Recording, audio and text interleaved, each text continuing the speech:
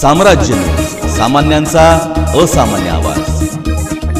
नदीकाठच्या गावात केवळ 3 तास वीज, मोटारी लावून पाणी उपसावर बंदी आणणार। सोलापूरसाठी उजनीतून पाणी सोडण्यात येणार असून सीना नदीकाठ परिसरातील गावांमधून मोटारी लावून पाणी उपसा होण्याची शक्यता अधिक आहे। त्यामुळे सीना नदीकाठ परिसरातील 125हून अधिक गावांमध्ये केवळ 3 तास वीज पुरवठा करण्यात येणार आहे। यासोबत काही गावांमध्ये 24 तास वीज पुरवठा खंडित करण्याचे नियोजन असून नियमानुसार तसेच सर्व विभागाच्या नियोजनातून वीज खंडित करण्यात येणार आहे, अशी माहिती जिल्हाधिकारी कुमार आशीर्वाद यांनी दिली। उजनीचे पाणी 21 कोल्हापूर टाईप बंधाऱ्यातून सोलापूरला पाणी येणार आहे।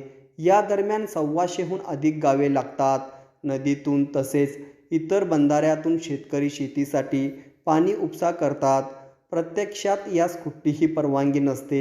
हा बेकायदेशीर उपसा असून शेतकऱ्यांना यापूर्वी अनेकदा समज दिली आहे, परंतु नदीकाठ परिसरातील शेतकरी उजनीचे पाणी चोरतात।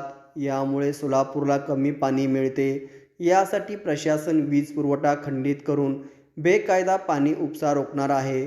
तसेच मोटार लावून पाणी उपसा होत असेल तर जिल्हाधिकाऱ्यांनी संबंधित मोटारी जप्त करून शेतकऱ्यावर गुन्हे दाखल करण्याचे आदेश दिले आहेत।